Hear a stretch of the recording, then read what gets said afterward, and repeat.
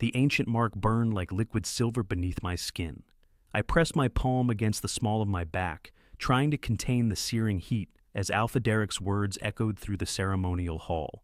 Around me, the Moonstone Pack erupted in cheers, not for me, but for Cassandra Winters, the Beta's golden-haired daughter who now stood at Derek's side, her smile sharp as broken glass. "Elara," my best friend Mira gripped my elbow.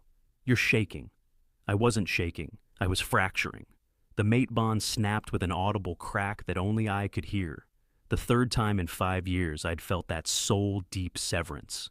My knees buckled, the polished marble floor rushed up to meet me, and somewhere far away, someone screamed my name. When I opened my eyes, I was staring at the ornate ceiling of the Pack Clinic. Dr. Wu Chen's weathered face swam into focus above me, his expression grim. "How long?" I whispered. My throat felt like I'd swallowed broken glass. 2 days. He pressed a cool cloth to my forehead. "Elara, your body isn't responding to treatment, the healing process. It's like your wolf is fighting it." That made me laugh, a bitter sound that hurt my chest.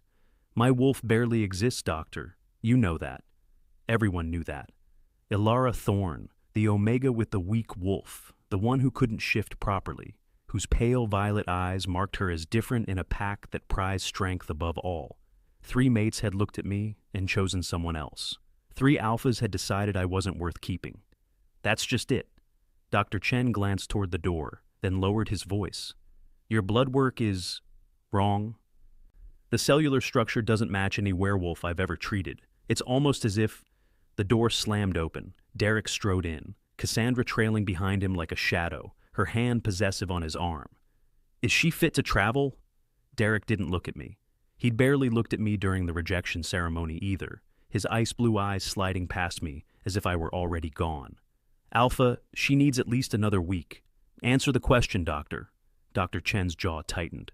"Physically, she'll survive the journey, but another rejection trauma like this could kill her. Then she'd better be careful."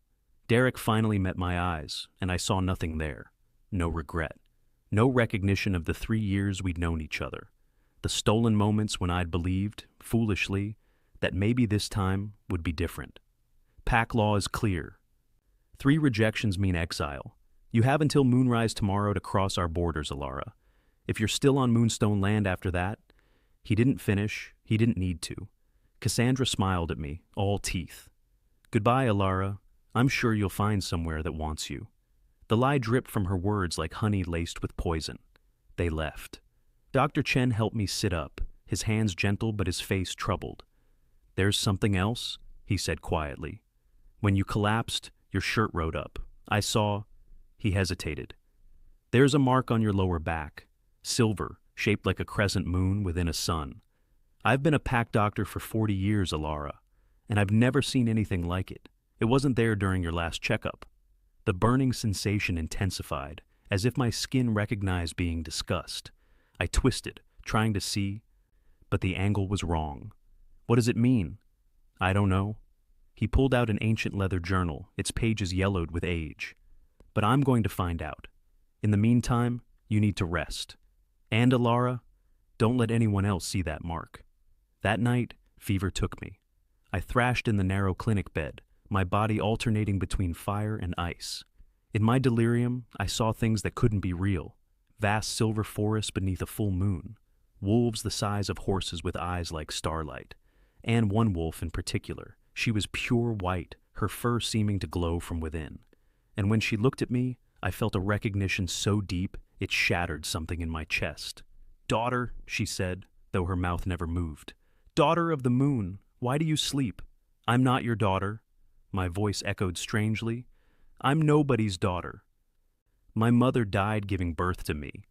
The white wolf tilted her head, and sadness filled her silver eyes. "They told you lies, little one. They always do. But the blood remembers, even when the mind forgets. Wake up, daughter. Wake up before they find you. Before who finds me? Those who destroyed us. Those who will destroy you too, if they learn what you are." I tried to ask what she meant, but the dream shattered. I woke gasping, my sheets soaked with sweat, my skin feeling too tight for my bones. Morning light streamed through the window, harsh and unforgiving. Mira was slumped in the chair beside my bed, dark circles under her eyes. She jerked awake when I moved. Thank the goddess. She grabbed my hand. Ilara, you've been burning up all night. Dr. Chen said it's worse than a normal rejection trauma. He's never seen anything like it. He keeps saying that. I pushed myself upright, ignoring the way the room spun. How long until moonrise? Mira's expression crumpled. 12 hours. I packed you a bag, food, clothes, enough money to get you to neutral territory. Maybe you could try the Silver Creek pack. I heard they're more accepting of Omegas who've been rejected 3 times. I smiled without humor. No pack will take me, Mira. You know that. Then where will you go? I thought of the white wolf, of her warning. Wake up before they find you. I don't know. Away. Anywhere that isn't here. But even as I said it, something stirred inside me. Not my weak, dormant wolf. This was something else entirely. Something vast and ancient that had been sleeping beneath my skin, waiting for this exact moment. The mark on my back pulsed once. A heartbeat that wasn't mine. Dr. Chen appeared in the doorway, his face pale. He held the leather journal, now open to a page covered in faded writing and a hand-drawn symbol. The symbol matched the mark on my back perfectly. Ilara, he said, his voice shaking, I need you to tell me the truth. Have you ever heard of the Moon Blessed? The what? The firstborn children of the moon goddess herself. The original werewolves, before the bloodlines diluted. They were hunted to extinction over 1,000 years ago because they were too powerful, too dangerous to the established pack hierarchies. He tapped the page. This mark, it's their birthright, their proof of divine blood. The room went very quiet. Mira's hand fell away from mine. That's impossible. The Moon Blessed are just legends. That's what they want everyone to believe. Dr. Chen's eyes met mine, urgent and afraid. Ilara, if anyone discovers what you are... The window exploded inward. 3 wolves burst through the glass, shifting mid-leap into human form, their eyes solid black. The mark of rogues, of wolves who'd turned feral and lost their humanity. But these weren't random rogues. They moved with precision, with purpose, and they were staring directly at me. Found you, the largest one growled. The bloodline tracker was right. You reek of old magic, little Moon Blessed. My back erupted in silver light.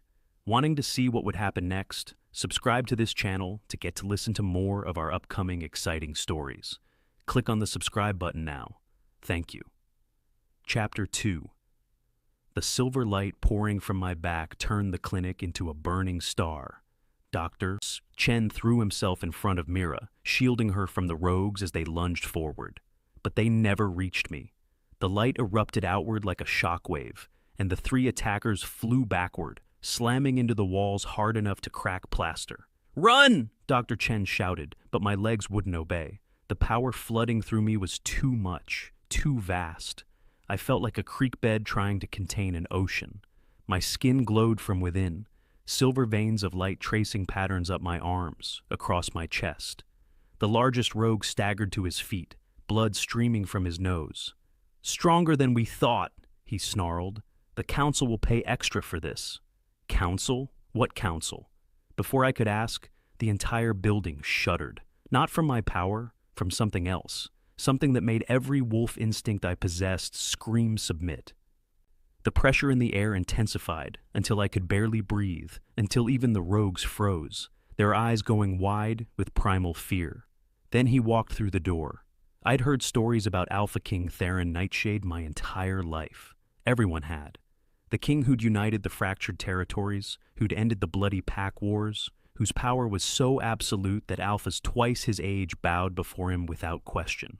They said he could kill with a look, that his wolf was black as midnight and twice as deadly, that he'd never found his mate because the moon goddess herself couldn't find a wolf worthy of him. They hadn't mentioned that he was beautiful in a way that hurt to see. He was tall, broad-shouldered, his features carved from granite and shadow. Dark hair fell to his collar, and his eyes, goddess help me. His eyes were the color of amber lit by fire, ancient and knowing. He wore simple black clothing, but power rolled off him in waves that made my knees weak. Those burning eyes found me, and everything stopped.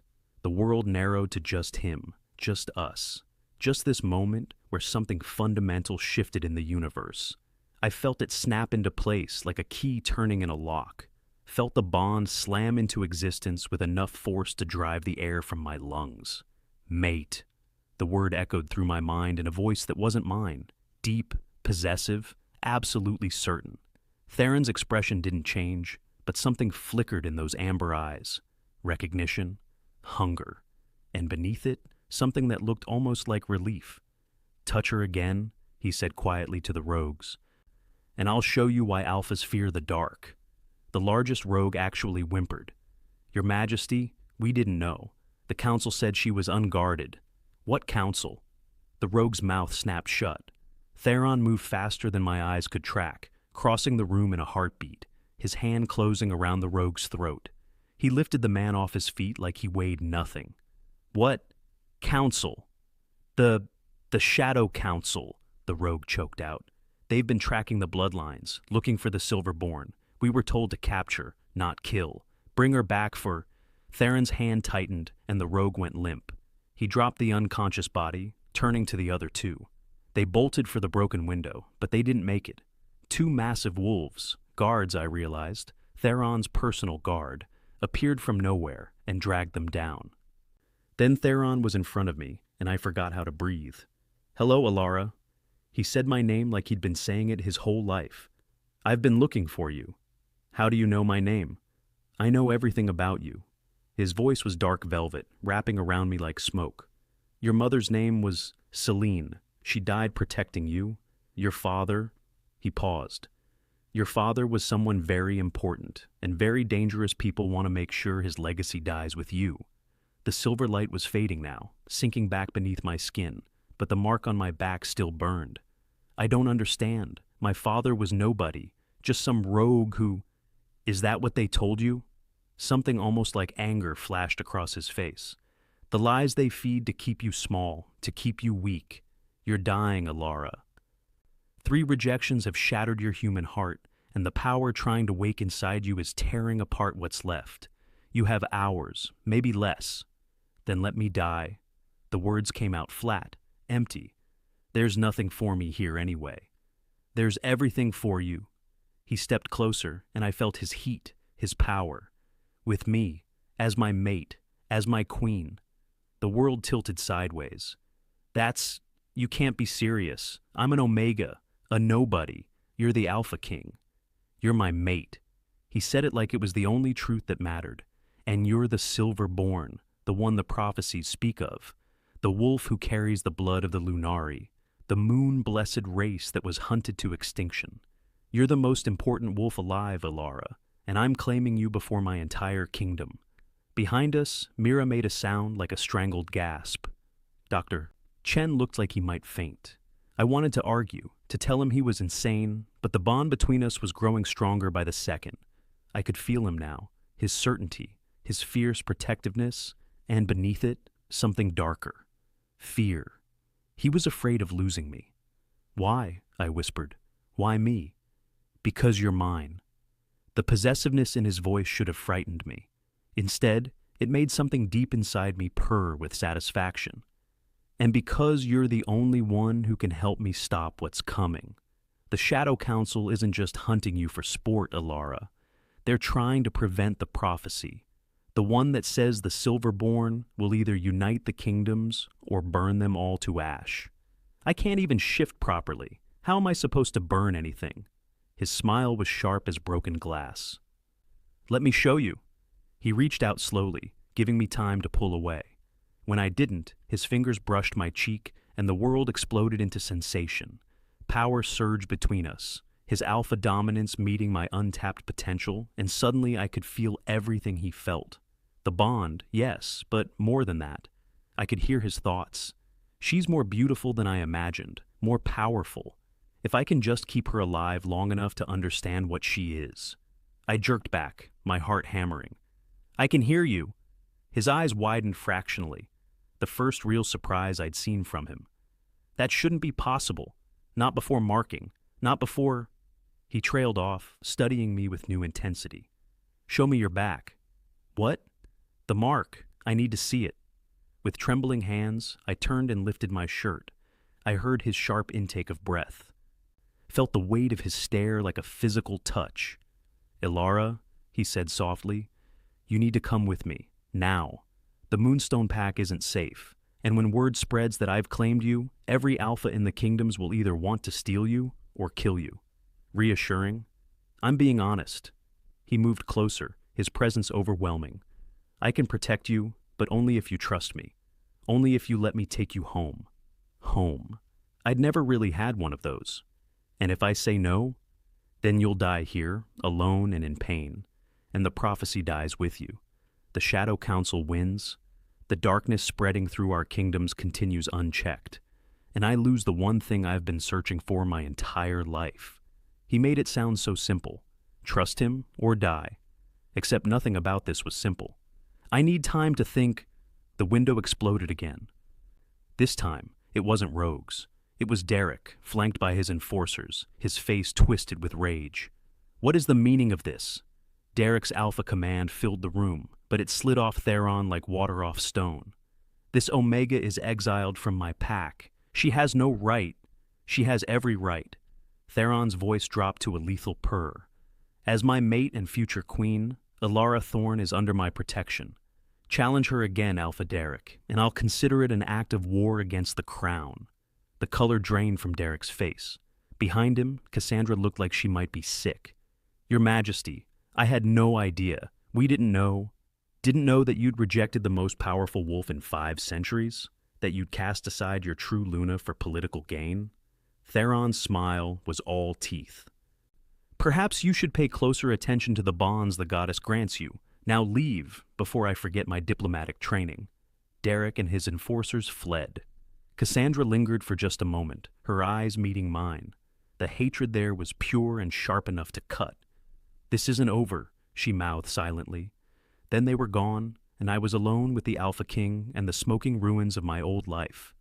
"Come," Theron said, extending his hand. "We have a long journey ahead, and you need proper medical care. My physicians are the best in the kingdoms." I stared at his hand like it might bite me. Everything was happening too fast. An hour ago, I was preparing to die in exile. Now, I was supposedly destined to be queen, prophesied to either save or destroy everything, and mated to the most powerful alpha alive. "What if I can't do this?" My voice came out small. "What if I'm not what you think I am?" "You are." His certainty was absolute. "And I'll help you remember everything they made you forget. Everything you're meant to be." Against my better judgment, I took his hand. The moment our skin touched, the bond roared to life between us. I gasped as images flooded my mind.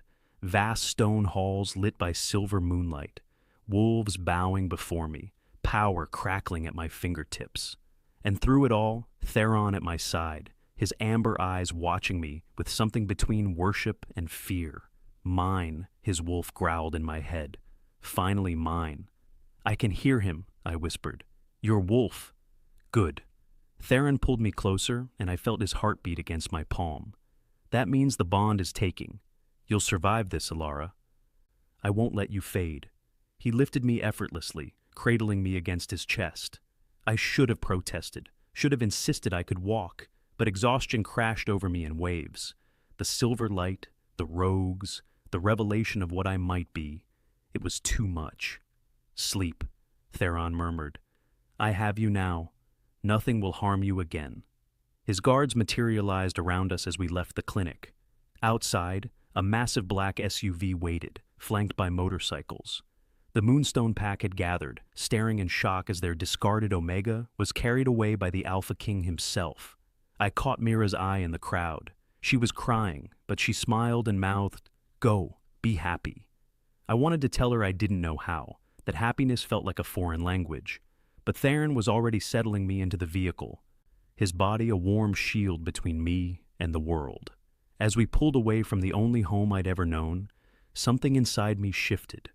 The mark on my back pulsed once, twice, then settled into a steady rhythm that matched Theron's heartbeat.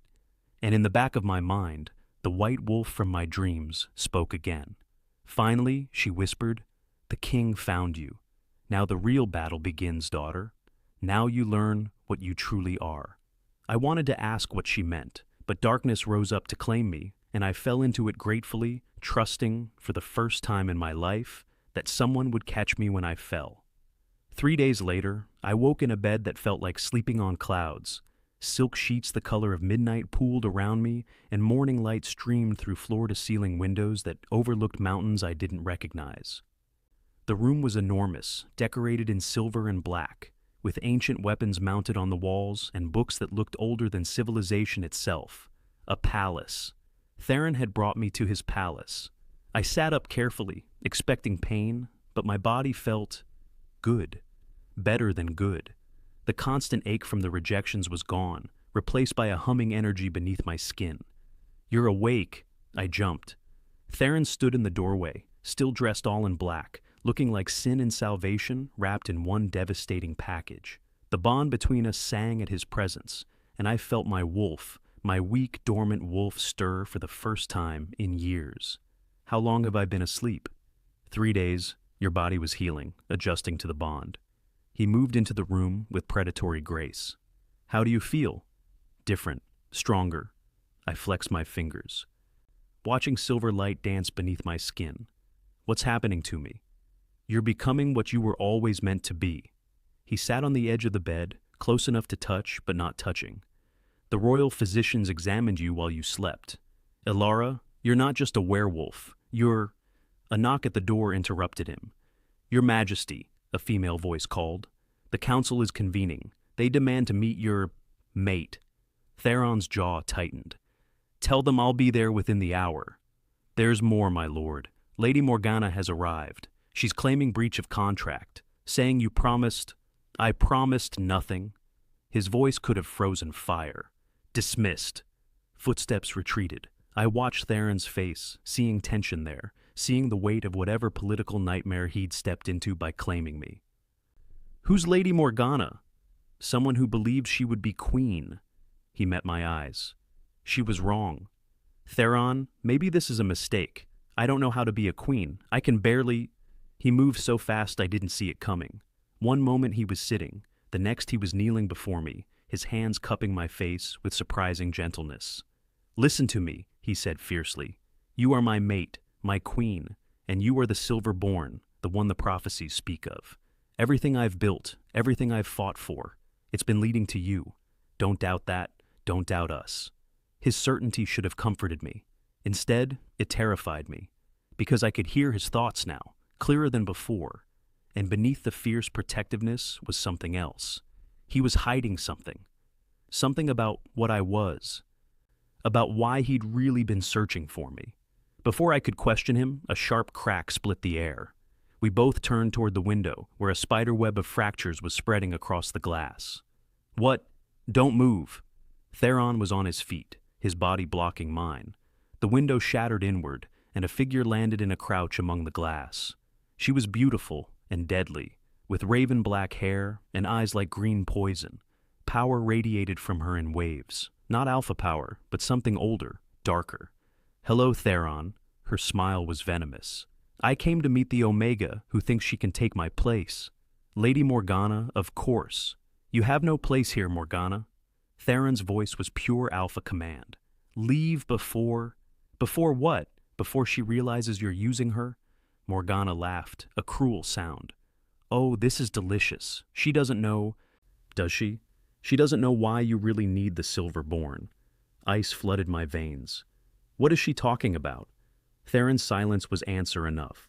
Morgana prowled closer, her eyes fixed on me like I was prey. "The prophecy doesn't just say the Silver-born will save or destroy the kingdoms, little Omega. It says she'll destroy the false king, the one who stole the throne through bloodshed and lies. Tell me, has Theron mentioned he murdered his way to power? That the rightful heir—" "Enough!" Theron's command rattled the walls, but Morgana wasn't finished. She pulled something from her pocket, a small crystal that pulsed with sickly green light, and threw it at my feet. "Touch it, little Omega. Touch the truth stone and see what your precious mate is really hiding." "Don't," Theron said, but it wasn't a command. It was a plea. I looked between them, Morgana with her poisonous smile, Theron with fear in his ancient eyes, and knew I had to know the truth. I reached down and touched the crystal. The world exploded into visions. I saw Theron, younger, covered in blood, standing over bodies, saw him claim the throne through conquest, through betrayal, saw him searching, always searching, for the Silverborn, not to protect, not to love, to control. Because the prophecy had a second part, one no one had told me. The Silverborn shall either kneel before the Alpha King, granting him immortality and absolute power, or rise above him, stripping him of his crown and returning balance to the kingdoms. The crystal fell from my numb fingers. "You need me," I whispered. "You need me to choose you, to give you my power. That's why you claim me." "That's why—" "No." Theron took a step forward, and I saw something break in his face. "Not anymore. Alara, that was true at first, but now what? Now you've decided you actually care?" The betrayal cut deeper than any rejection. "Get out." "Ilara, get out!" Silver light exploded from my body, and this time I didn't try to control it.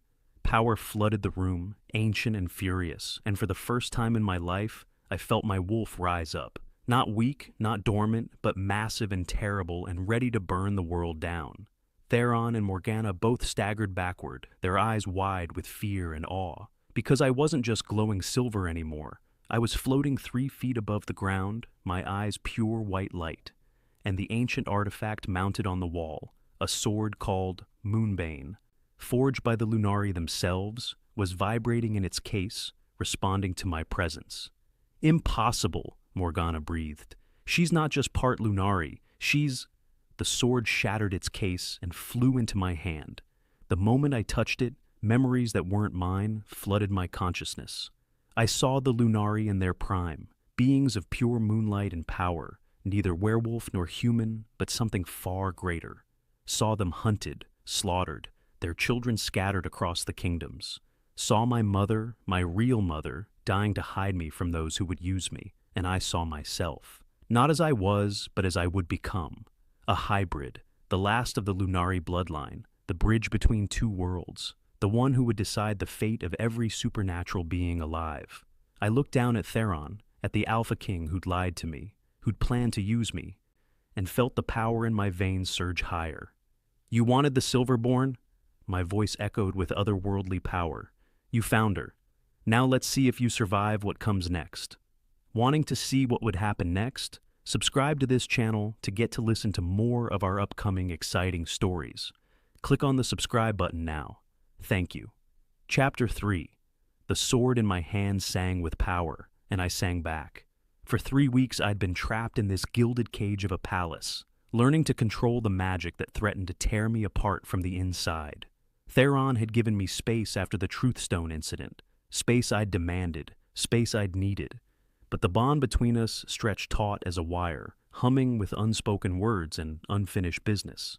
Now, standing on the balcony overlooking the training grounds as midnight approached, I felt something building beneath my skin, something vast and inevitable, like a storm gathering on the horizon. "You should be resting." Theron's voice came from behind me. After weeks of silence, the sound of it struck me like lightning. "Tomorrow is your coronation. If I survive it." I didn't turn around. "Half your kingdom wants me dead, Theron. The other half thinks I'm some kind of messiah. Neither option feels particularly safe. The coronation trial is tradition, not execution." He moved to stand beside me, careful to maintain distance between us. "You'll face challenges from the other alphas. Prove your worth to lead beside me. You're strong enough. You've always been strong enough." "Am I?" I finally looked at him, this beautiful, complicated man who'd lied to me even as he'd saved me. "Or am I just your last desperate hope for whatever cure you need? Your grandmother was Lunari. You said so yourself. How convenient that you found me just in time." Pain flashed across his face. "It's not like that." "Then what is it like? Explain it to me, Theron, because I'm tired of half-truths and prophecies. I'm tired of being everyone's pawn." He was quiet for a long moment, his amber eyes reflecting moonlight. When he finally spoke, his voice was raw with emotion I'd never heard from him before. "Every pure-blooded alpha line is dying," he said quietly. "It started 50 years ago, with my grandfather, a curse, a sickness that eats away at our wolves from the inside. We get weaker with each generation. In another century, There won't be any true alphas left, just hollow shells pretending at power. My heart stuttered. And you think I can cure it? I know you can. Lunari blood is the antidote, the one thing that can break the curse.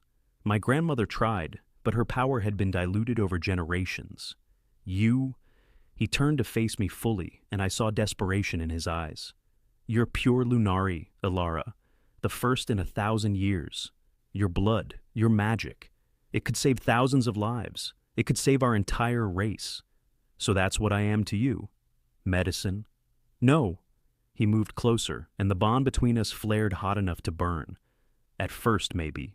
I won't lie to you again. I came looking for a cure, and I found everything. My mate, my equal. The one person in 5 centuries who makes me feel like I might not be alone anymore. The words hit me harder than any blow, because I felt it too.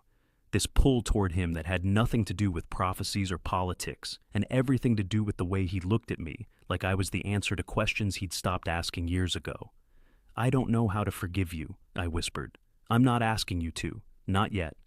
But tomorrow, when you face the trial, know that I'll be there, that I'll protect you with everything I am, even if you choose to reject our bond the moment you're crowned.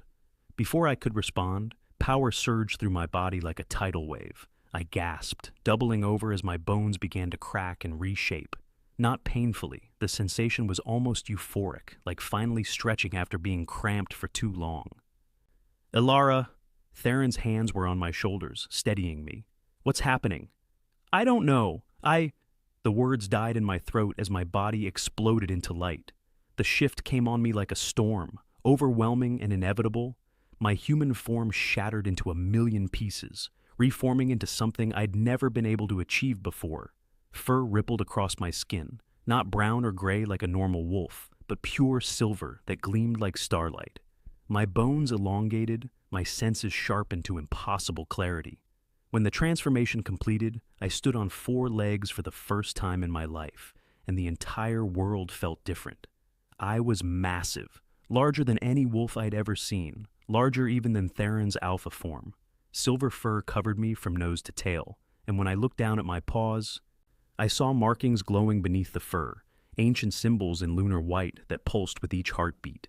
Beautiful, Theron's voice echoed in my mind through our bond. You're absolutely beautiful.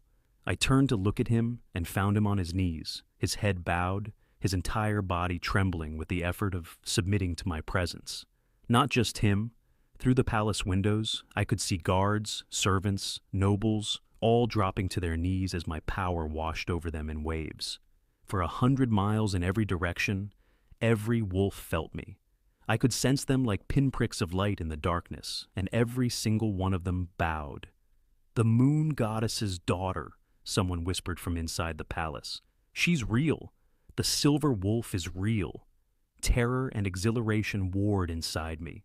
This power, this presence, it felt right in a way nothing ever had before, like I'd been wearing someone else's skin my entire life and had finally found my own. I shifted back to human form, and the moment I did, chaos erupted. Horns blared across the kingdom, bells rang. From the training grounds below, I heard shouting, heard the sounds of wolves gathering. The entire palace came alive with movement. Theron rose to his feet, his eyes blazing.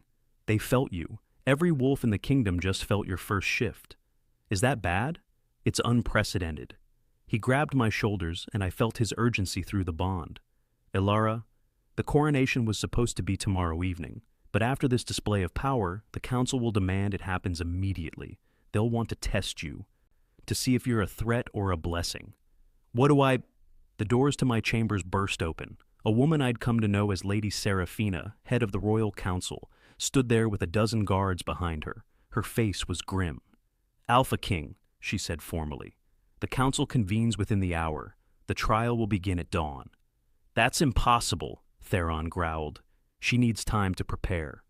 The kingdom needs to know what she is, now. Half the nobles are calling her a monster, Your Majesty. The other half are ready to crown her as their goddess. We cannot have this division. The trial happens at dawn, or there will be civil war by nightfall. She wasn't exaggerating. I could feel it through the bond, through the strange new awareness my shift had awakened. The kingdom was splitting down the middle. fear and worship dividing wolves who'd lived in the peace for decades. Then we have until dawn, I said, surprised by the steadiness in my voice. Tell the council I'll be ready. Lady Seraphina's eyes narrowed, studying me with the intensity of a predator evaluating prey. I hope so, girl, because if you fail the trial, tradition demands your execution. We cannot have an abomination sitting on the throne. She left with her guards, and silence filled the room.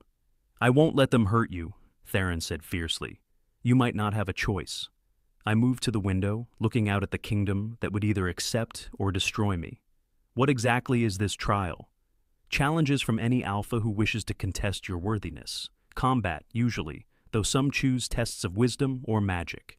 You must defeat or outwit each challenger. If you fail even one, execution. Yes, I got that part. I turned back to him. How many challengers can there be? The look on his face told me everything. As many as want to claim your power or prove you're unworthy. There could be dozens, Alara. And with what just happened, with half the kingdom terrified of you, he didn't finish. He didn't need to. I had until dawn to prepare to fight for my life. The great hall had been transformed into an arena. Dawn light streamed through massive windows, illuminating the circular platform where I stood in ceremonial armor, silver etched with Lunari symbols, light as silk but stronger than steel. Around me, the entire royal court gathered, hundreds of wolves packed into galleries that rose toward the vaulted ceiling. Theron sat on his throne, his face a mask of royal composure. But through the bond, I felt his fear, not for himself, for me. Lady Seraphina stood in the center of the arena, her voice carrying to every corner. By ancient law, any who would sit beside the Alpha King must prove their worth through trial by challenge. Let those who would contest Alara Thorne's claim to the throne step forward. The doors opened, and my heart sank. 12 alphas entered the arena, and I recognized 3 of them immediately. Derek, Cassandra's father, Beta Marcus, and Alpha Rowan from the neighboring territory. My second rejection, the one before Derek. This is insane, I heard Theron growl. She can't fight 12 alphas.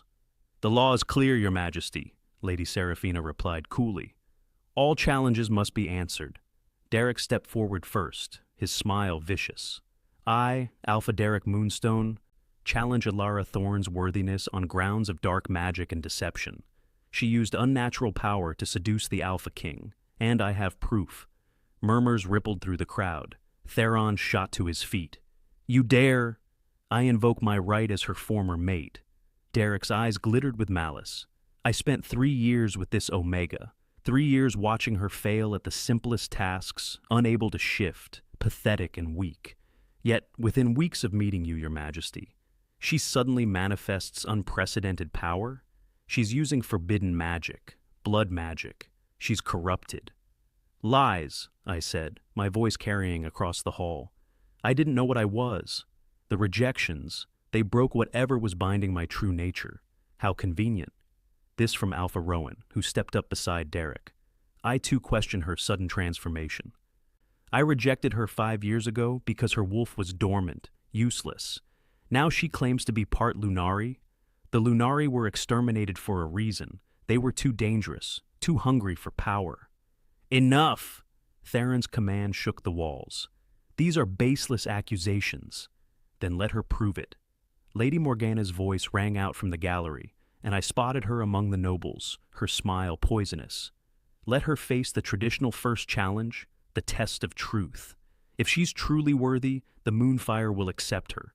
If she's corrupted, it will burn her alive. A collective gasp went through the hall. Even Theron went pale. The Moonfire hasn't been used in 2 centuries, he said. It's too dangerous? Perfect for testing an abomination. Morgana's smile widened. Unless the Alpha King fears what it might reveal about his precious mate? The trap was perfectly laid. If Theron defended me too fiercely, they'd claim I'd corrupted him. If I refused the challenge, I'd be admitting guilt. I'll do it, I said, before Theron could speak. Bring your Moonfire. Lady Seraphina studied me for a long moment, then nodded.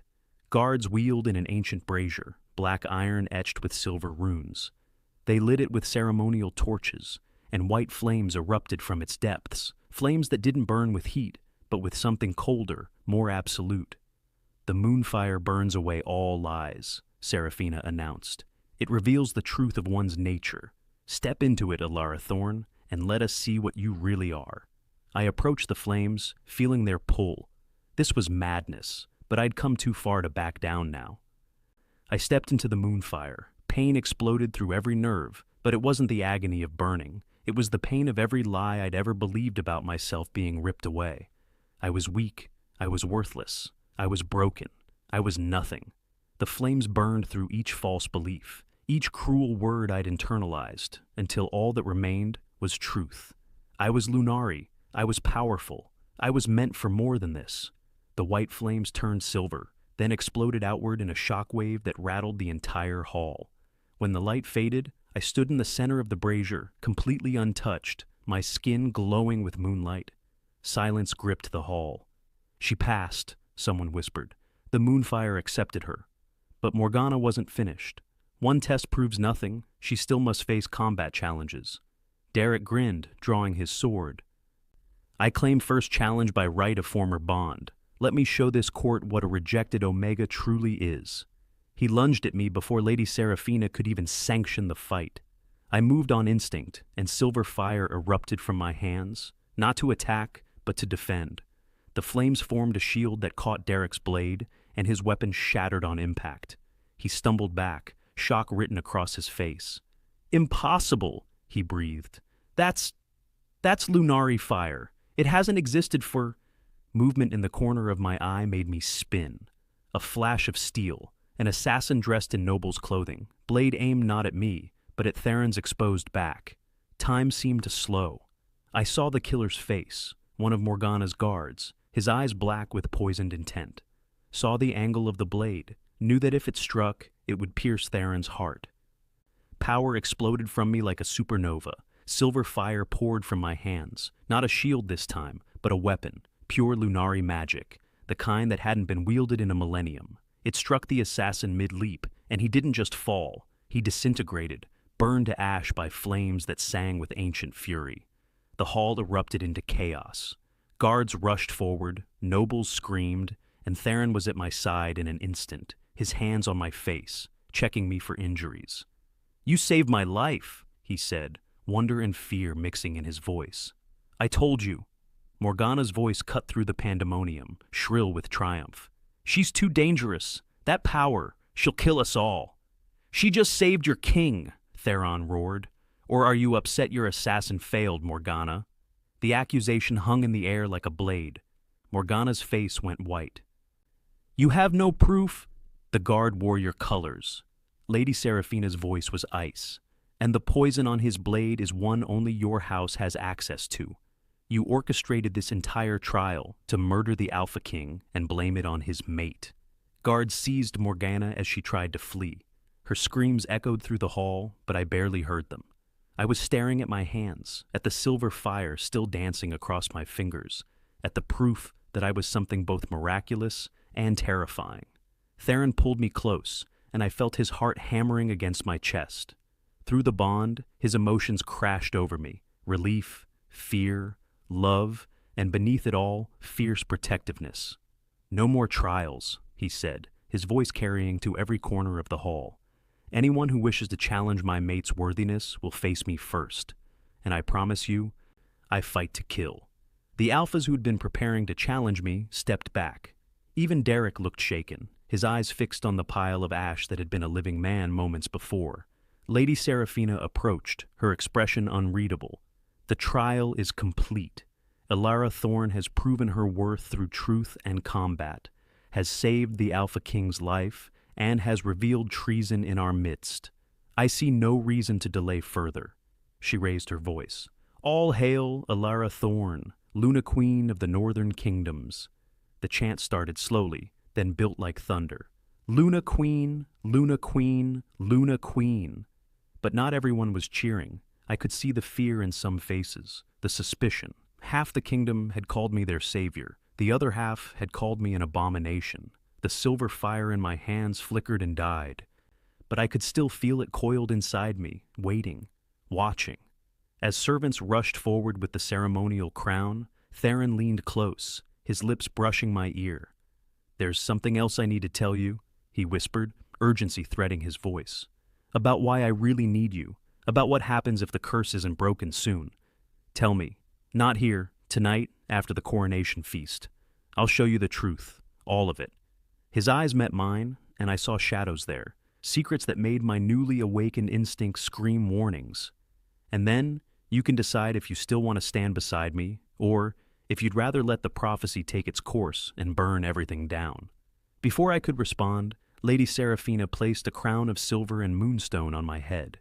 The weight of it was immense, the weight of a kingdom, of a prophecy, of power I didn't know how to control. I looked out at the assembled court, at the wolves who would follow me, the ones who would try to destroy me, and the ones still deciding which side to choose, and wondered if Theron was right. Maybe I would burn it all down. Maybe that's what the world needed. The coronation feast passed in a blur of faces and forced smiles.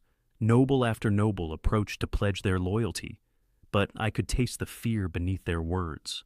They'd seen what I could do, seen the silver fire that shouldn't exist, and they were terrified. Good. Maybe fear would keep them honest. As midnight approached, Theron led me away from the celebration, down passages that grew older and darker with each turn. We descended into parts of the palace that felt ancient, where the stones hummed with power. "Where are we going?" I asked. "To the truth." He stopped before a massive door covered in silver runes. "My grandmother's sanctuary. She left something for me before she died. A warning." He pushed the door open, revealing a chamber that took my breath away. The walls were covered in star maps and prophecies, mathematical equations that shouldn't exist, and at the center, a pool of liquid silver that reflected not the ceiling but the night sky. "What is this?" The Lunari left one sanctuary intact, one place where their power could survive. Theron moved to the pool, and his reflection shimmered into something different, something sick. "Look, see what I really am?" I approached the pool and looked down. Theron's reflection showed him as he appeared, but the image was corrupted. Black veins spreading through his body like poison, his wolf barely visible inside him. "Fading. The curse," he said quietly. "It's killing me, Alara. Not slowly, fast. I have maybe 6 months before my wolf dies completely, before I become human. And when that happens, every alpha line tied to mine will fall. The entire supernatural world will collapse." My heart stopped. 6 months? But you said— I lied about the timeline. I had to. If the kingdom knew their king was dying, there'd be civil war within days. He turned to face me, and I saw the truth written in every line of his body. "I need you, Alara. Not just to break the curse, but to replace me. You're strong enough to rule alone. When I fall, you'll be the only alpha powerful enough to hold the kingdom together." "No," the word came out broken. "There has to be another way." "There is." His eyes met mine, blazing with desperate hope. "Complete our bond. Mark me as I mark you. Lunari magic can break any curse, but only if given willingly, only through true mate connection. I need you to choose me, Alara. Not because prophecy demands it, not because you're trapped, but because you want to." The pool's surface rippled, and a new image appeared. Not Theron dying, but the two of us together, his wolf strong and whole, silver fire dancing around us both. "Is that a vision?" I whispered, "or a possibility?" "Both, if you choose me, if you truly accept our bond." He took my hands, and I felt the curse inside him, felt how much it was costing him just to stand here. "I know I lied. I know I hurt you. But Alara, I am yours, completely. And if you'll have me, if you'll save me, I swear I'll spend eternity earning your forgiveness." I looked at the dying king before me, at the man who'd been arrogant and manipulative and desperate enough to lie, but who'd also saved me when no one else would, who'd claimed me when I was nothing, who defended me against an entire kingdom. "If I do this," I said slowly, "I want the truth, always. No more lies, no more half-prophecies. We face this together, or not at all." "Together," he agreed. "I swear it." The pool's surface exploded with light, and I knew the Lunari sanctuary had heard our vow, had accepted it. I pulled Theron close and kissed him for the first time, feeling the bond between us ignite like a star being born. His arms came around me, desperate and gentle all at once, and silver fire danced across both our skins. When we broke apart, the black veins in his reflection had faded slightly, not gone, but retreating. "It's working," he breathed. "Elara, it's actually—" The sanctuary doors exploded inward. Beta Marcus stood there with a dozen armed guards, his face twisted with hatred. "Forgive me, Your Majesty, but I can't let this continue. My daughter should be queen, not this cursed Omega. If Morgana failed to stop you, then I'll finish what she started." Theron moved to shield me, but I stepped forward instead. "You really want to fight me?" I asked quietly. "After what you saw me do to the assassin? You're an abomination, a monster wearing a crown." Marcus drew his sword. "And monsters need to be put down." Silver fire erupted from my hands, but this time I controlled it, shaped it, made it into exactly what I needed, a sword. A blade of pure Lunari magic that sang with the same frequency as the ancient weapon Moonbane. "Then come," I said, my voice echoing with otherworldly power. "Let me show you what a monster can do." The guards attacked as one, and the Silver Wolf rose to meet them. If you're still listening to this story up to this point, why don't you subscribe to this channel to continue getting impactful daily stories like this? We would be most grateful if you can do that to help boost this video to reach everyone. Thank you. Chapter 4. The blade of silver fire cut through Marcus's sword like it was paper. He stumbled backward, shock written across his face as his weapon clattered to the ground in two smoking pieces. His guards hesitated, their eyes darting between me and their beta, uncertainty replacing their earlier conviction. "Stand down," I said, and the command in my voice wasn't learned. It was primal, ancient, absolute. "I don't want to kill anyone else today, but I will if you force my hand." Marcus's face twisted with rage and something else, fear. "You think you've won? You think because you wear a crown now, because you can make pretty fire, that you're safe?" He laughed, a broken sound. "You have no idea what's coming for you, girl. The Eclipse Order has been hunting your kind for 1,000 years, and they've never failed." Ice flooded my veins. "What did you say?" But Marcus was already running, his guards scattering like leaves before a storm. Theron moved to pursue them, but I caught his arm. "Let them go. We have bigger problems." I turned to face him, seeing the way he swayed slightly on his feet, seeing the exhaustion written in every line of his body. The Eclipse Order. What is that? A nightmare I'd hoped was extinct. He steadied himself against the wall, and through our half-formed bond, I felt a spike of pain that made me gasp. "We need to complete the mating bond, now, while I still have the strength. Theron, you're in no condition. That's exactly why we need to do this." His eyes blazed into mine. "The bond will stabilize us both, give you access to my memories, my knowledge, everything I know about the Order, about the curse, about what's really happening in this kingdom. We're running out of time, Elara. I can feel the poison spreading." He was right. I could feel it too through our partial connection, something dark and wrong moving through his blood, eating away at his wolf from the inside. "Tell me what to do," I said. He pulled me deeper into the sanctuary, to the pool of liquid silver. "This is Lunari magic. It will amplify our bond, make it stronger than any normal mating. But Elara, once we do this, there's no going back. You'll see everything, every dark choice I've made, every life I've taken. You'll see the monster I've been. I don't care about the past." I cupped his face, feeling the heat of his skin, the tremor in his jaw. "I care about right now, about saving you. Even if I don't deserve saving? Especially then." Something broke in his expression, relief and gratitude and love so fierce it stole my breath. He pulled me to him, and this kiss was different from the first. Desperate, claiming, a promise and a prayer all at once. "The marks appear where we bite," he murmured against my lips. "Usually the neck, but for Lunari bonds." He traced a finger over my collarbone, and silver light bloomed beneath my skin. "Here, over your heart. And you?" The same. I felt no fear, no hesitation, just certainty as absolute as the moon rising. "Then do it. Mark me." Theron's eyes flashed amber, his wolf rising to the surface. He lowered his head to my collarbone, and I felt his teeth, sharper than human, not quite wolf, scrape against my skin. The sensation should have frightened me. Instead, anticipation coiled hot and tight in my belly. When he bit down, the world shattered. Power exploded between us, silver and gold, moon and sun, ancient magic recognizing its match. The bond slammed into place with such force that we both cried out, our voices echoing through the sanctuary in perfect harmony. But it wasn't just power, it was memory.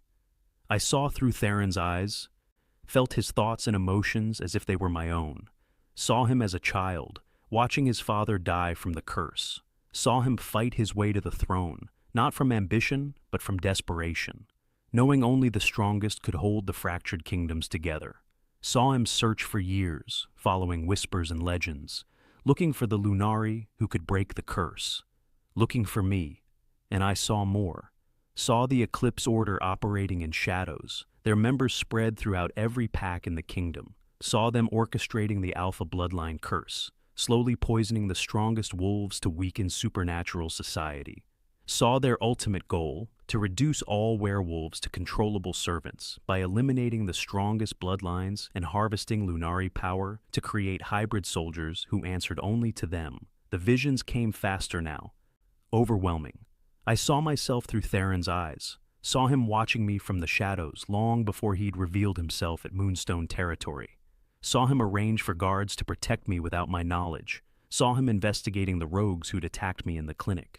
Saw the moment he realized I was his mate, saw the fierce joy quickly followed by terror because he knew what it would cost me to complete our bond. I should have stayed away, his thoughts whispered through our connection. Should have let you live in peace rather than drag you into this war. But I'm too selfish, too desperate. Forgive me. I do, I sent back, and felt his shock at hearing my voice in his head. Now shut up and let me mark you. My turn. I lowered my head to his chest, to the spot over his heart where his skin was marked with old scars from battles I'd never seen. When I bit down, his blood filled my mouth, hot and electric and tasting of smoke and starlight. The bond completed with a crack like thunder. For a moment, we weren't two separate beings. We were one consciousness, one soul split between two bodies. I felt everything he felt, the poison working through his system, the love he had for me that terrified him, because love made you vulnerable, the determination to keep me safe even if it cost him everything. And he felt me, my fear and fury, my confusion about my identity.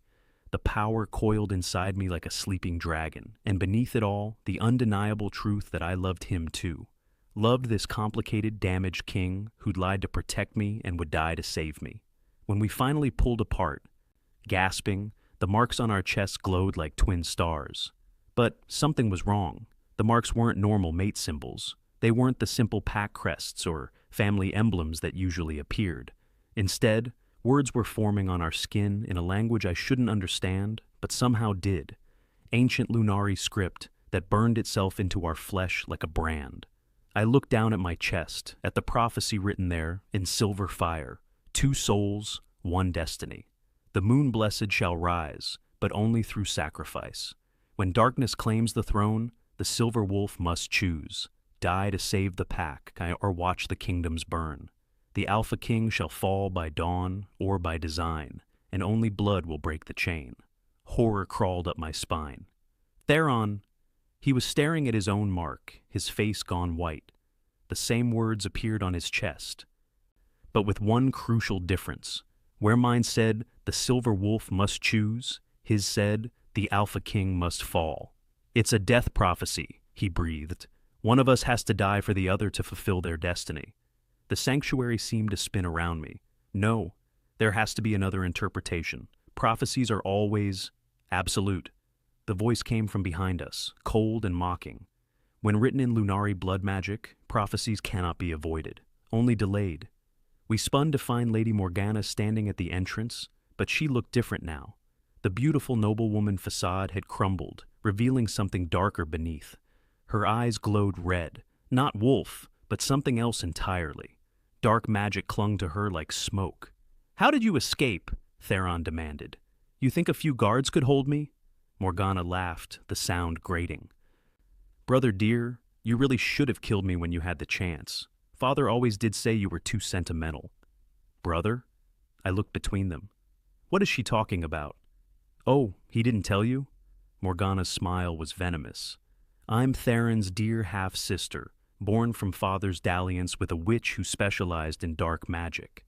While Theron got the crown and the kingdom, I got cast aside, declared illegitimate.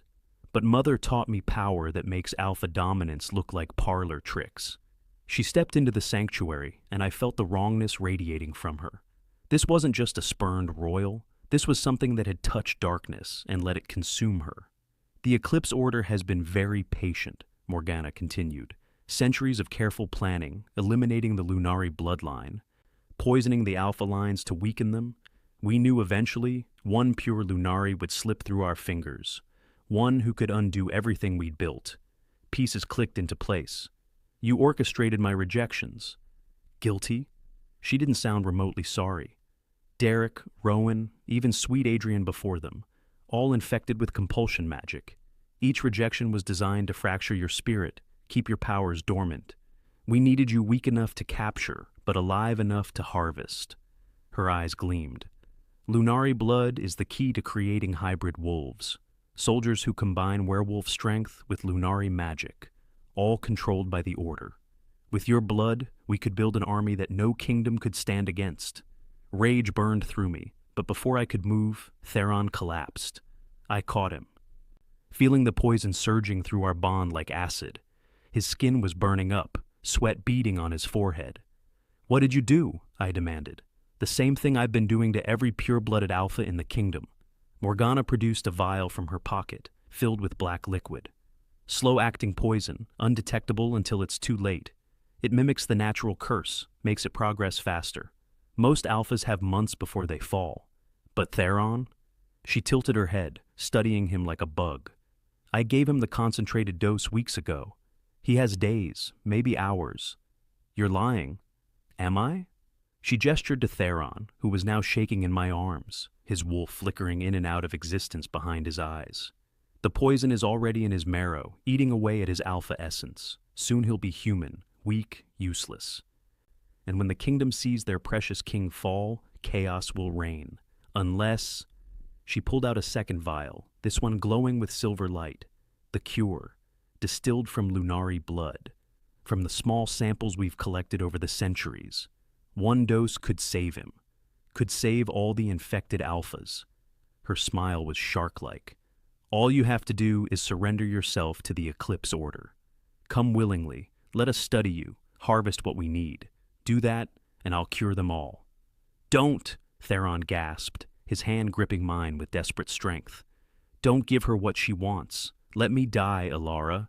The kingdom needs you, not a dying king. Shut up. I pressed my forehead to his, feeling his pain through our bond like knives. I'm not letting you die. How touching. Morgana's voice dripped sarcasm. The Omega who thinks she's queen. Tell me, Alara, did my brother mention he accepted your mate bond knowing he was already poisoned?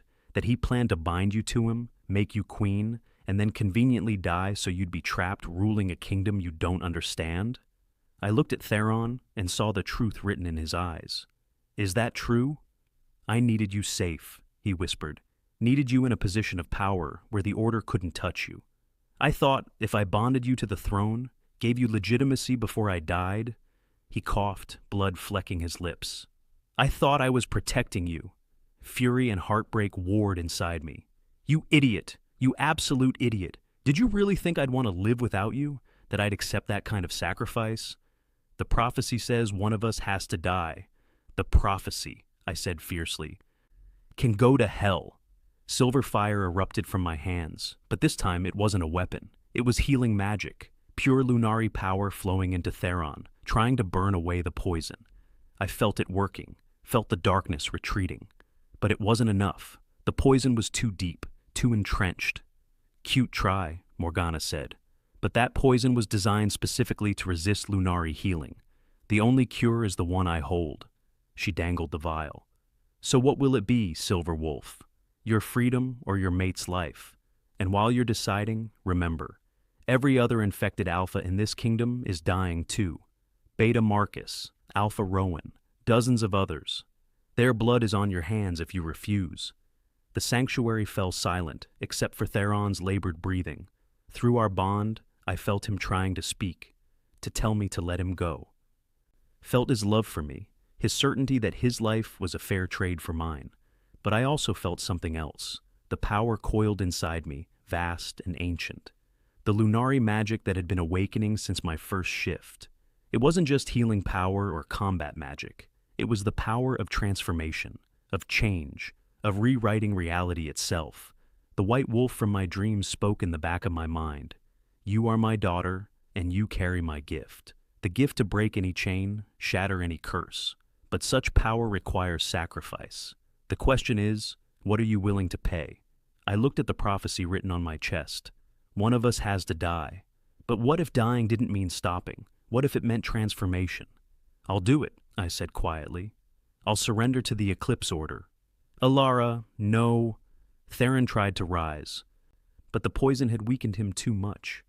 On one condition, I met Morgana's eyes. You cure every alpha first, all of them. I want to watch them recover before I go with you. Morgana considered this, suspicion clear on her face. How do I know you won't run the moment they're cured? You have my word, and a Lunari's word is binding. I let silver fire dance across my fingers. I'll write it in magic if you want. A vow that cannot be broken. She smiled, triumph lighting her features. Done. I stood, leaving Theron's side despite his protests, despite feeling his anguish through our bond. I raised my hands, and silver fire wrote words in the air, an ancient contract sealed with Lunari magic. I, Elara Thorn, Silverborn, and Luna Queen, vow to surrender myself to the Eclipse Order once all poisoned alphas are cured. This vow cannot be broken, on pain of losing my power and my life. The words hung in the air, burning bright, then sank into my skin like a brand. Morgana laughed, delighted. You stupid girl, you've just condemned yourself. Maybe. I smiled, and it wasn't a kind expression. Or maybe I know something you don't. Before she could respond, I reached out to the pool of liquid silver, to the Lunari sanctuary's heart. I'd seen the truth in Theron's memories. This place wasn't just a repository of knowledge. It was a wellspring of ancient magic, power that predated the kingdoms, predated even the Eclipse Order, and it recognized me, knew me, called to me like a mother calling her child home. I plunged my hands into the silver liquid, and the sanctuary exploded with light. Power flooded through me, vast and terrible and beautiful. I felt the sanctuary's memories, felt every Lunari who'd ever touched this place, felt the accumulated magic of 1,000 years rushing into my body. And I understood. The prophecy wasn't wrong. One of us did have to die. But death wasn't always permanent for those who carried the moon goddess's blood. Theron, I said, my voice echoing with otherworldly resonance, do you trust me? Through our bond, feeling his wolf dying, feeling the poison winning, he met my eyes. With everything I am. Then let go, stop fighting, die, and let me bring you back. Elara, what are you? Trust me. I saw the moment he decided, saw him release his death grip on life, saw his wolf fade into nothing. The bond between us screamed as he collapsed, his heart stopping, his eyes going dark. The prophecy on both our chests flared with light. The Alpha King shall fall. Morgana's laughter filled the sanctuary. You killed him yourself! Oh, this is perfect! The Order won't even need to. I raised my hands, now glowing with the accumulated power of centuries, and smiled. You're wrong about one thing, I said softly. Death isn't the end for Lunari. It's a transformation. I plunged my hands into Theron's chest, not to harm, but to heal. Silver fire poured into him. Lunari magic so pure and ancient that it burned away the poison like morning sun burning away shadows. But I didn't just heal him. I transformed him. The power flowed from the sanctuary through me into Theron, rewriting his very essence.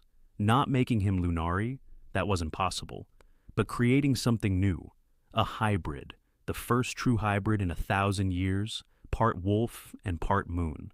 Blessed Bizis, carrying enough Lunari magic in his blood to be immune to the poison, to any poison the Eclipse Order could devise. His heart started beating again. His eyes opened, glowing not amber, but silver gold.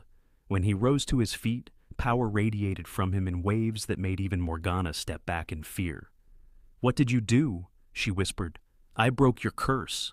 I turned to face her, feeling Theron at my back, his presence solid and strong and alive. "The prophecy is fulfilled. The Alpha King fell and rose again, reborn through Lunari magic. And now?" I let silver fire dance between my fingers. "Now you're going to give me that cure, and we're going to end the Eclipse Order once and for all." Morgana's face twisted with rage. "You think you've won? You've doomed yourself, girl. That vow you made, you still have to surrender once I cure the Alphas." "I know." My smile widened. "So cure them. I'll wait." She clearly didn't trust my confidence, but she also couldn't refuse. Not with a magically binding vow written in the air. With shaking hands, she uncorked the vial and began the spell to disperse the cure throughout the kingdom. I felt it working through our pack bonds, felt the poisoned alphas beginning to heal, their wolves growing stronger, and I prepared for the real fight, the one that would determine if Lunari could truly return to this world, or if the Eclipse Order would drown it in darkness. Theron's hand found mine, our transformed bond humming between us. "Whatever you're planning," his voice whispered in my mind, "I'm with you." "Good," I replied. "Because I'm about to break every rule the Eclipse Order has built over the last 1,000 years. And how do you plan to do that?" I squeezed his hand, feeling our combined power. Wolf and Lunari, king and queen, perfectly balanced. By teaching them why the Lunari were hunted in the first place. Because we're not the monsters they've made us out to be. We're gods who forgot how to roar. If you're still listening to this story, up to this point, why don't you subscribe to this channel to continue getting impactful daily stories like this? We would be most grateful if you can do that to help boost this video to reach everyone. Thank you. Chapter 5. The cure spread through the kingdom like wildfire through dry grass. I felt it through the pack bonds, dozens of connections I hadn't realized existed until this moment. Alphas across the territories gasping as the poison retreated, their wolves surging back to strength. Relief and confusion rippled through the supernatural world as the mysterious illness that had been claiming their strongest suddenly, inexplicably, vanished. Morgana lowered her hands, the empty vial falling to the stone floor. Her face was pale, her confidence fracturing as she realized what she'd done. "There," she spat. "They're cured, all of them. Now honor your vow, Silverborn. Surrender yourself to the Order." The magical contract on my skin pulsed, pulling at me, demanding I fulfill my promise. But I stood my ground, feeling Theron's presence at my back, solid and strong and alive. "I will honor my vow," I said calmly. "But first, I invoke an older law, one that predates the Eclipse Order, predates even the werewolf kingdoms." Morgana's eyes narrowed. "What are you talking about?" "Luna's judgment." The words echoed through the sanctuary with the weight of ancient power. The sacred trial where the moon goddess herself decides questions of justice, of truth, of worthiness. You claim I'm an abomination, that Lunari power is corruption. I claim you're the true darkness, poisoning the very race you claim to protect. Let the goddess decide. The sanctuary trembled. The pool of liquid silver began to churn, responding to my invocation. "You can't," Morgana breathed, genuine fear flickering across her face. "Luna's judgment hasn't been called in 500 years. You don't have the authority?" "I am the Silverborn." Power thrummed through my voice, ancient and absolute. Daughter of the moon, heir to the Lunari bloodline. If anyone has the authority, it's me. I stepped forward, and silver fire blazed around me like wings. "Unless you're afraid to face true judgment, Morgana, afraid the goddess will see through your lies." She flinched, and I saw it, real terror beneath her mask of confidence. She knew something I didn't, something that made her desperately want to avoid this trial. "Good." "Fine," she snarled. "Luna's judgment it is. But when the goddess sees what you truly are, when she strips away your power and reveals you as the fraud you've always been, don't say I didn't warn you." The pool exploded upward, silver liquid forming a dome around us. The sanctuary disappeared, replaced by a vast space that existed between worlds, the moon court, where Luna herself sat in judgment. We stood in a circle of moonlight, ringed by ancient trees whose branches held stars. Above us, the full moon blazed so bright it hurt to look at, and I felt her presence like pressure against my skin. The moon goddess was watching. "The trial begins," a voice spoke, female, ageless, carrying the weight of eternity. 3 challenges for the one who claims divine blood. 3 tests to prove her worthiness or condemn her as false. The moonlight brightened, and 3 figures materialized before me. My heart stopped. Derek, Rowan, Adrian. My 3 rejected mates stood before me, but they weren't the men I remembered. Their eyes were solid black, their movements jerky and wrong, like puppets on strings. Dark magic clung to them like oil, corruption so deep I could taste it in the air. "Your first test," the goddess's voice intoned. "Face those who rejected you. Kill them and prove your strength, or save them and prove your compassion. But know this, they are fully under the Eclipse Order's control. To break the compulsion, you must do the impossible. Accept that you were never truly rejected at all." "That's insane," I breathed. "They rejected me. I felt the bonds break." "Did they break?" Morgana's voice was smug. "Or were they simply redirected? The Eclipse Order has spent centuries perfecting compulsion magic. We didn't destroy your mate bonds, Alara. We corrupted them, twisted them, made your mates believe rejecting you was their own choice. But the bonds themselves?" She smiled. "Those are eternal. You're still connected to them, even now. Still bound to the pain of their rejection." Horror crawled through me as I realized the truth. The ache I'd felt for years. The constant sense of something missing. It wasn't just heartbreak. It was 3 mate bonds, still intact but poisoned, draining my power every moment they remained corrupted. "To free them," the goddess said, "you must accept the bonds. All of them. Accept that you are mate to not 1, but 4. That the moon planned this from the beginning. 3 to test you, 1 to complete you." "4 mates?" Theron's voice was strained. "That's impossible. No wolf has ever been the reincarnation of my daughter either." The world stopped. The goddess's voice softened, became almost tender. "Did you think your power was mere ancestry, child? Did you think you were simply descended from Lunari? No. You are Lunari. You are my daughter. Sent back to this world in mortal form because the werewolf race was tearing itself apart with greed and hierarchy.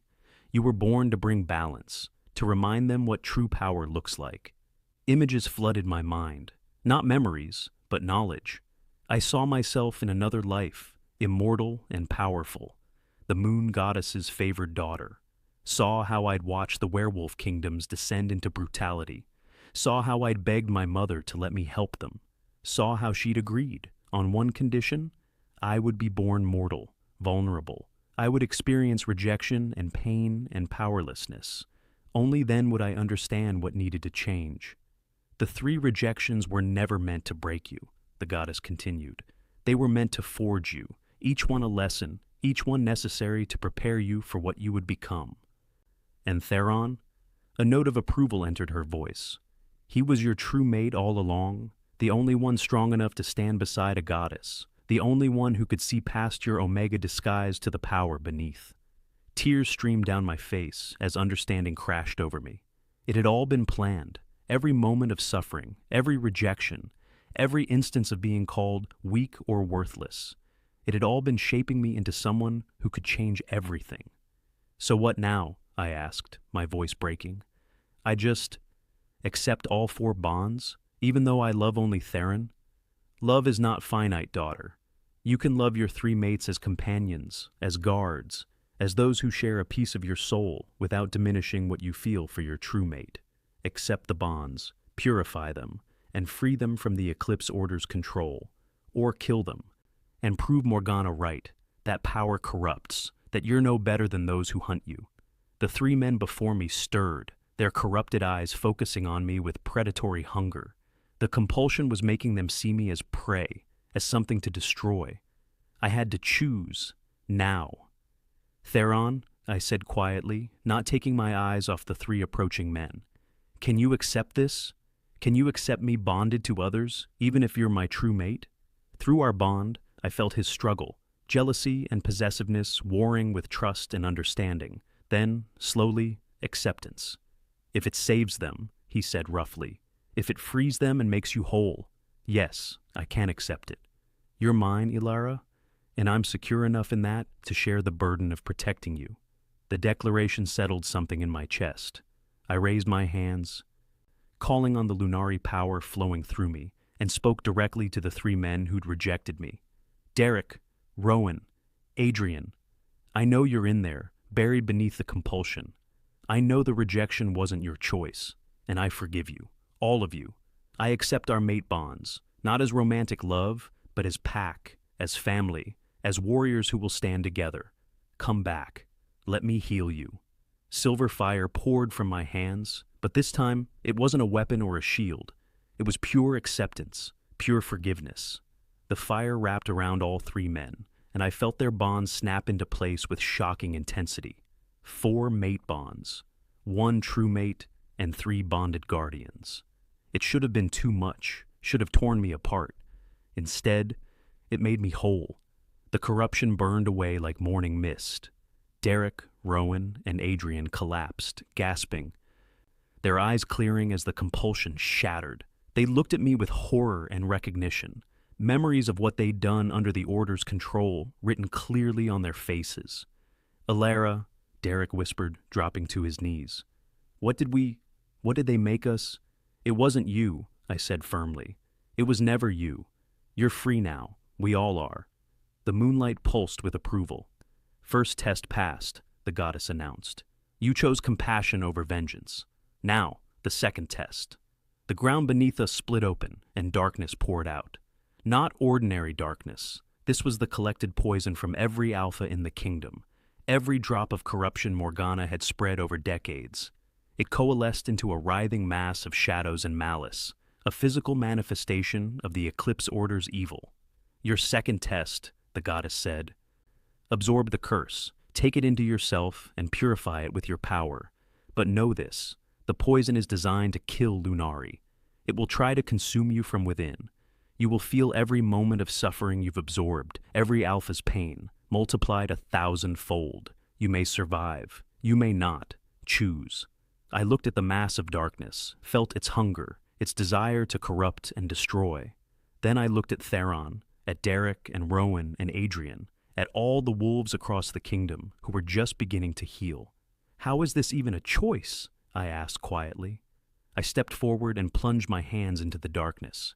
Pain exploded through every nerve, every cell. The curse poured into me like acid, burning away at my power, my consciousness, my very soul. I felt every alpha who'd suffered, felt their wolves dying, felt the slow horror of watching their strength drain away while being powerless to stop it. I screamed, but I didn't let go. Silver fire erupted from within me, my Lunari power rising to meet the darkness. The two forces collided inside my body, waging war on a cellular level. Purification wasn't gentle. It was agony. Every drop of poison had to be transformed, transmuted from corruption to purity, and I was the crucible in which that transformation happened. Through the pain, I felt Theron's bond like an anchor, felt him pouring his own strength into me, refusing to let me face this alone. And beyond him, I felt Derek, Rowan, and Adrian, their newly purified bonds adding their power to mine. Together. We faced it together. I don't know how long the purification took. Time had no meaning in that space between agony and transcendence. But slowly, gradually, the darkness began to shift, to change, to become something new. When it was done, when the last drop of poison had been transformed, I collapsed. But I was alive, diminished, exhausted beyond measure, but alive. The goddess's voice held something that might have been pride. Second test passed. You have proven your strength and your willingness to sacrifice for others. Now, the final test. Morgana stepped forward, her face twisted with rage. This is impossible. You should be dead. The curse is gone, I said, my voice barely a whisper. Purified, every drop of it, your life's work, unmade in a single moment. Then I'll kill you myself. She lunged at me, dark magic crackling around her hands. But she never reached me. Theron moved like lightning. his transformed body now fast enough to match her. He caught her wrist, and where his skin touched hers, silver gold light flared. She screamed as his hybrid power, part wolf, part Lunari, burned through her defenses. "Your final test," the goddess said, and her voice held steel, "is not to defeat Morgana through violence. Anyone can kill. Only the truly powerful can show mercy to those who deserve none. Judgment belongs to me, not to you. Can you surrender your vengeance and trust in divine justice?" Every instinct I had screamed to end Morgana, to make her pay for the suffering she'd caused. But I looked at the woman writhing in Theron's grip and saw not a monster, but a broken thing. Someone who'd been twisted by bitterness and rejection until she'd become the very evil she claimed to fight. "Let her go," I said quietly. Theron's eyes snapped to mine. "Elara, let her go. The goddess will judge her, not us." He released Morgana, and she stumbled backward, her magic flickering and dying.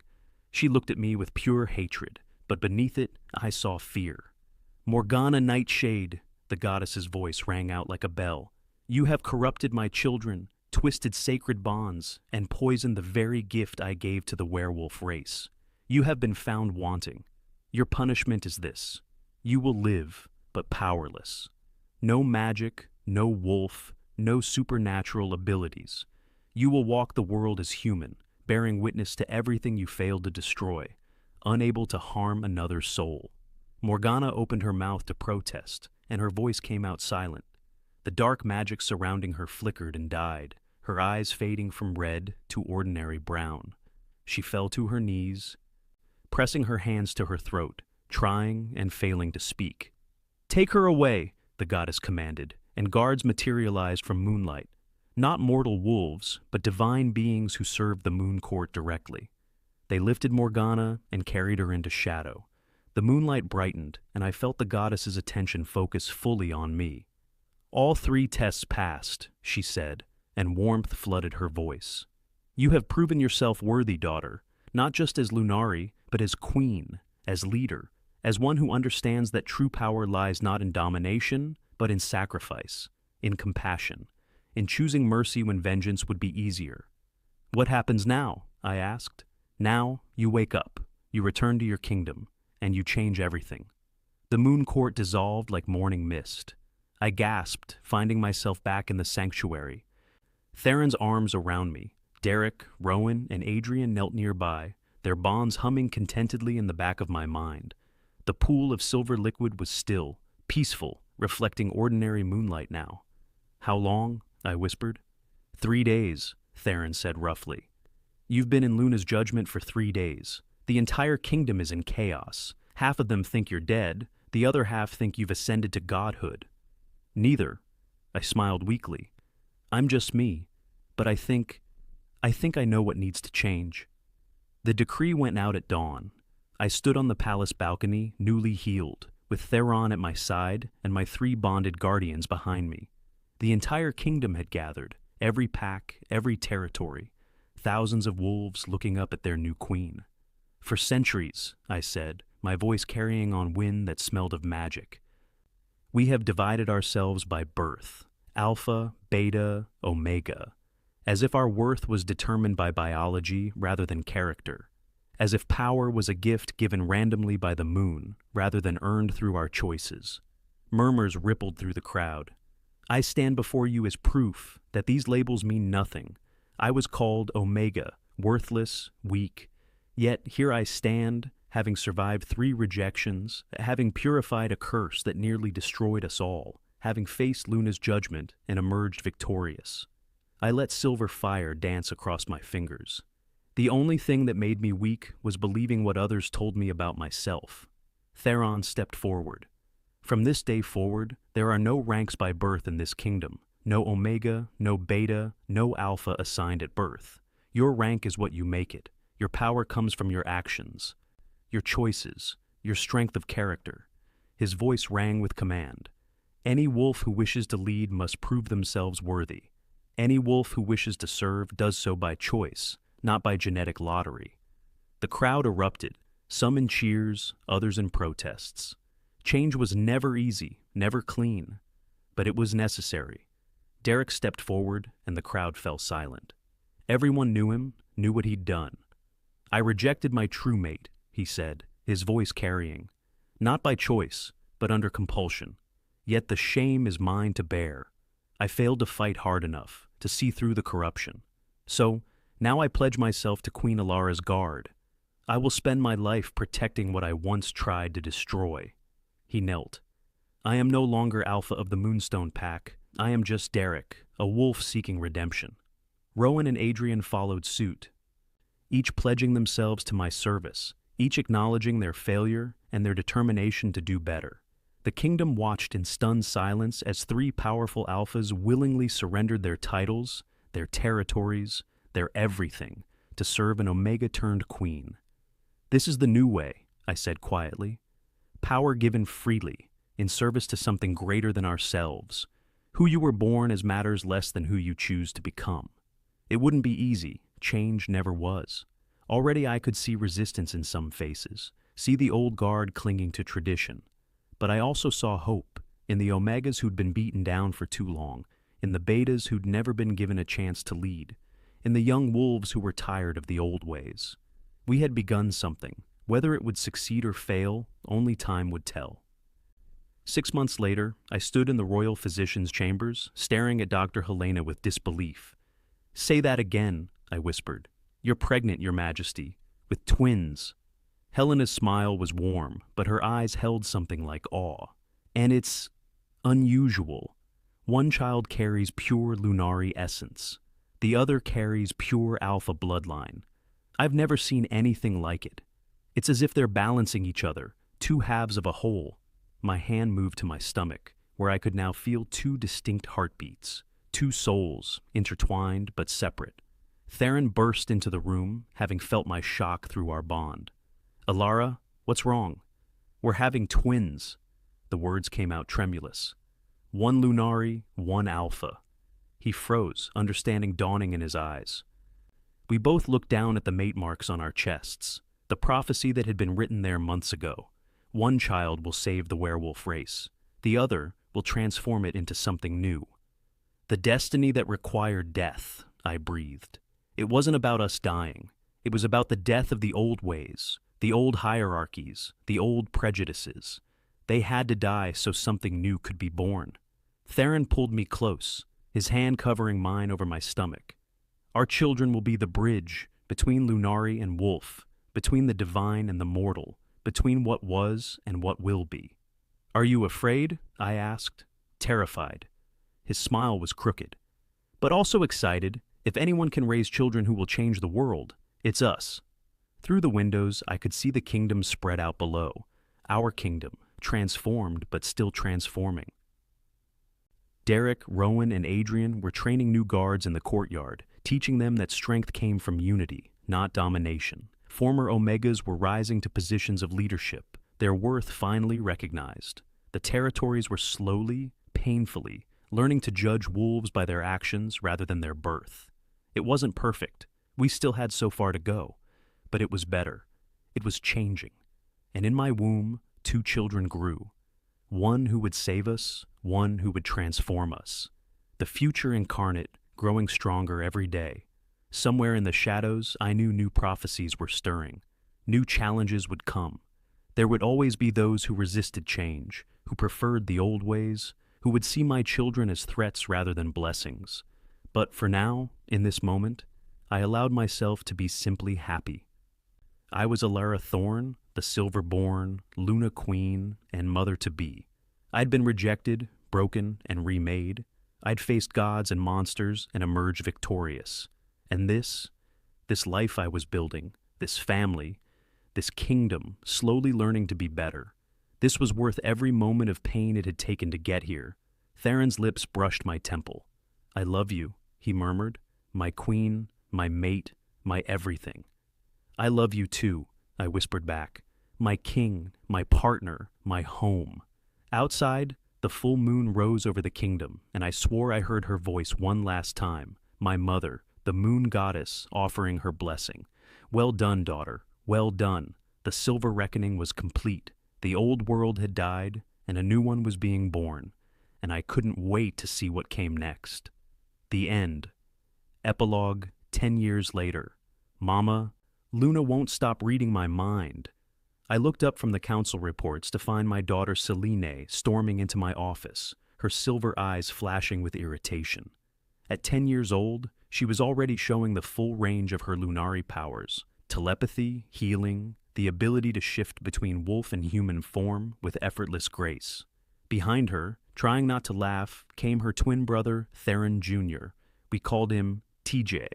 Unlike his sister's silver eyes, his were the same amber gold as his father's, and his alpha presence was already undeniable. Wolves twice his age instinctively wanted to follow him. "Luna's not reading your mind," TJ said, using his sister's nickname.